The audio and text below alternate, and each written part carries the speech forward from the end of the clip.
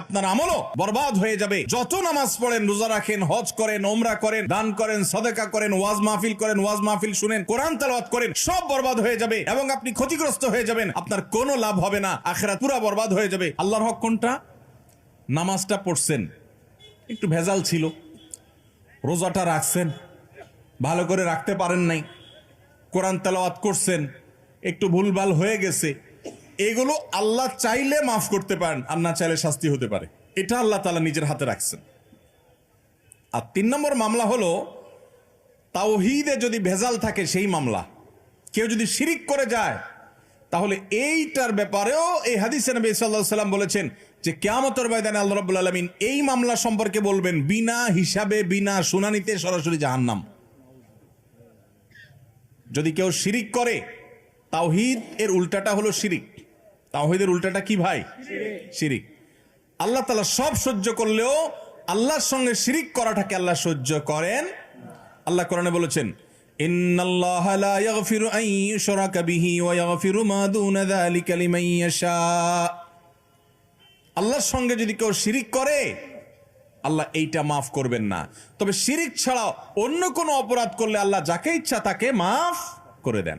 এজন্য ভাইরা, আমরা শিরিক থেকে বেঁচে থাকবো তো ইনশাআল্লাহ। কখনো কোনো অবস্থাতেই আমরা শিরিক করব না, তাওহীদ ঠিক রাখবো। নবী করিম সাল্লাল্লাহু আলাইহি সাল্লামকে আল্লাহ তাআলা বলেছেন, হে রাসূল, ওয়ালাকাদ উহিয়া ইলাইকা ওয়া ইলাল্লাযিনা মিন ক্বাবলিক, হে রাসূল, আপনার এবং আপনার আগে সমস্ত নবী রাসূলদের কাছে কমন ওহী পাঠানো হয়েছে, লা ইন আশরাকতা লা ইয়াহবাতান্না আমালুক ওয়া লা তাকুনান্না মিনাল খাসিরিন। যদি আপনিও শিরকে লিপ্ত হন, নবী তো কখনো শিরকে লিপ্ত হইতে পারবেন না, হবেন না, তিনি তো মাসুম। আল্লাহ তাআলা শুধু বোঝার জন্য বলছে যে যদি শিরকে লিপ্ত হন আপনি, কথার কথা, বা কেউ যদি শিরকে লিপ্ত হয়, লা ইয়াহবাতান্না আমালুক, তাহলে আপনার আমল পর্যন্ত বরবাদ হয়ে যাবে।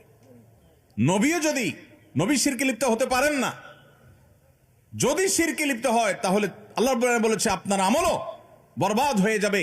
যত নামাজ পড়েন, রোজা রাখেন, হজ করেন, ওমরা করেন, দান করেন, সাদাকা করেন, ওয়াজ মাহফিল করেন, ওয়াজ মাহফিল শুনেন, কোরআন তেলাওয়াত করেন, সব বরবাদ হয়ে যাবে যদি আপনি শিরকে লিপ্ত হন, এবং আপনি ক্ষতিগ্রস্ত হয়ে যাবেন।